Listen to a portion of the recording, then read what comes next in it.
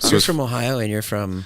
Born in Vegas. My mom met a guy on eHarmony. I love this story. They talked like a few times, few months, and then he flies out. He gets down on one knee during happy hour. How old are you? At Margaritaville. I'm 27. No, but how old were you then? Oh, I when was the guy 10. flies. You're 10. Yeah. And he's like, y'all gonna come live with me now. And so we move across the country to a town of 1,000 in South Georgia. Not joking, right when I get there, okay, let me preface this by, I was born in Vegas, lived in Vegas my whole life. Primarily Hispanic in my school, black. Like I didn't understand what racism really was. Right. Also, I had a little inkling for the Tapatio. You know what I mean? The ladies, I still love Hispanic ladies. If you're out there, Right. Which is why you're hooked up with Jess. Oh, of course. Got it. Oh yeah, we're gonna get into that, Jess. Goodness, she read me the Constitution right in my ear. Anyway, so we fly out there. They have a KKK rally in the town. Right when I get there. We the people. Sorry. We the people. KKK rally. Form a more perfect reveal union. themselves to be self-evident. Oh yeah. Sorry, I've got it memorized by now. KKK rally. So we get to the town, and we learned about the KKK, but I was like, yeah, that was like what 600 years ago. I was 10. I was like, and then we get there, middle of the town, people in white hoods just saying things against my Tapatio sisters. They're like, we got to get these Mexicans out of here because they're taking our jobs and stuff. Right. And then I was like, no, keep them in. I love them.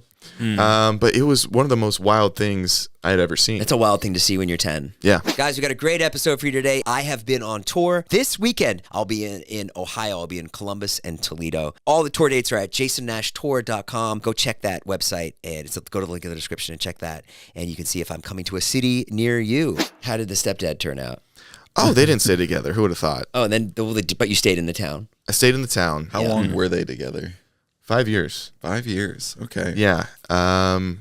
You had a stepdad, right? I did. He was not part of the KKK. Never mind. What? But South Georgia is a different beast. My old principal and I are Eskimo brothers.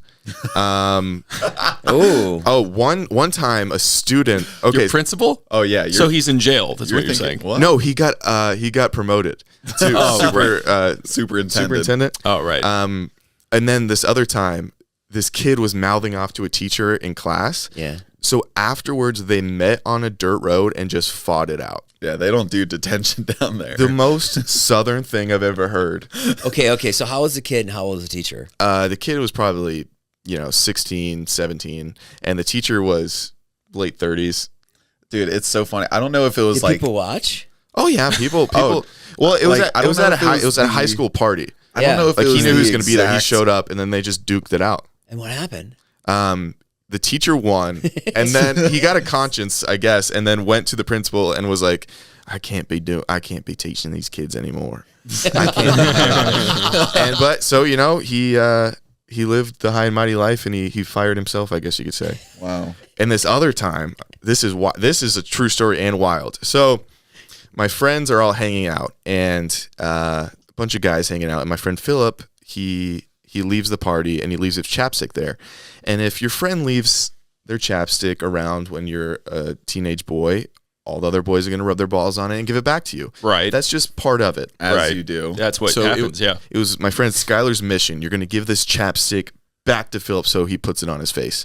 And Skylar didn't have it. He threw it away. Well, the next day, he looks in his mom's purse, and he sees the chapstick. He's like, Mom, please tell me this is a recent buy. Please tell me this is a recent purchase. She's like, no, it must have fallen off the counter into the trash. It was on the top. And he's like, not only have my balls, every friendship I've ever had, their balls have been on there too.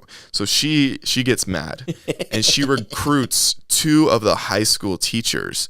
The next day, she buys Skylar and I food, and we're like, wow, this is really nice. Your mom's so sweet.